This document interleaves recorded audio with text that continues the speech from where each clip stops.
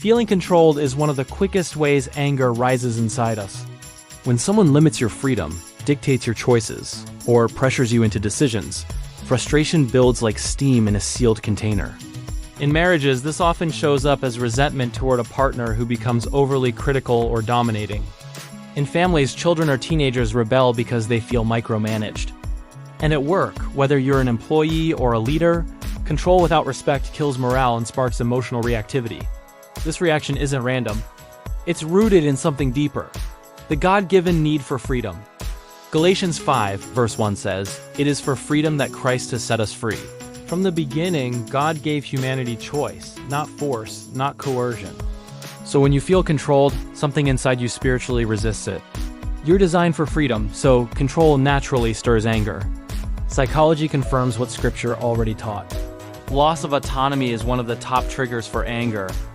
Dr. John Gottman found that couples who feel controlled quickly fall into destructive conflict cycles.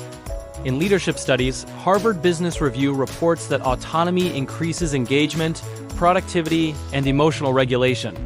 Your need for autonomy is not rebellion. It's part of healthy human design. Simon Sinek puts it perfectly. The best leaders are those who give freedom to others, not chains. Healthy leaders empower. Unhealthy leaders control. Healthy spouses support. Unhealthy spouses restrict. Healthy families respect boundaries. Unhealthy families cross them. Control shows up in two ways: loud control and silent control. Loud control looks like yelling, demanding, micromanaging, or forcing. Silent control looks like guilt trips, passive-aggressive comments, manipulation, or withdrawing affection to get compliance. Both trigger anger because both steal freedom. When anger rises because someone is controlling you, the first step is awareness. Pause and ask yourself, what exactly is making me feel trapped? Get specific. Is it someone's tone, their expectations, their pace, their criticism, their pressure? The more specific you are, the more power you have to respond instead of react. Next, communicate your boundaries.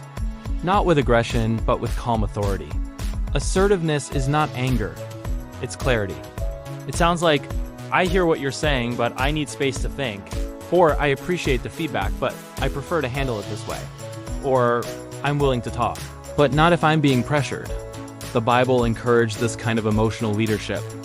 Proverbs 16:32 says, "Better a patient person than a warrior, one with self-control than one who takes a city." God says self-control is more powerful than force. You don't win by overpowering others. You win by mastering your reactions. Another powerful shift is focusing on what you can control: your response. You can't control someone's tone. You can't control their expectations. You can't control their emotional maturity. But you can decide how you respond. You can decide whether to mirror their behavior or rise above it. You can decide whether to react impulsively or respond intentionally. Often, anger flares up because we forget we have choices. You always have a choice. You can choose space. You can choose silence. You can choose kindness. You can choose boundaries. You can choose to walk away from a heated moment and return when your mind is clear. These choices restore your sense of freedom. And as freedom rises, anger loses its fuel. In marriages, recognizing how control fuels anger helps you respond with empathy instead of retaliation. Ask your spouse, do you feel unheard? Unsafe?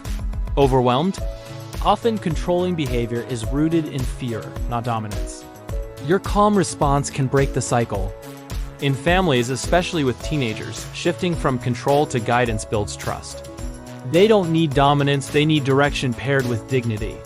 In leadership, resisting the urge to control makes you a leader people choose to follow, not one they fear. The more autonomy you give, the more engagement you gain.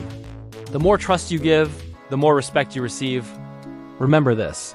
Feeling controlled is natural, but letting it dominate your emotions destroys relationships and productivity. When you assert boundaries, practice self-control, and trust God's leadership, you move from emotional reactivity to calm authority. So here's your challenge, your accountability moment. Where this week did you let someone's controlling behavior shape your emotional state? And what will you do differently the next time it happens? Not them, you. What will you do? Growth begins with ownership. If you're ready to break emotional patterns, take back your peace, and grow into a confident, steady, emotionally intelligent leader, make sure you hit that subscribe button. There's so much more coming to help you grow in strength, wisdom, and genuine inner freedom. Your journey to emotional mastery continues, and it continues with you choosing freedom today.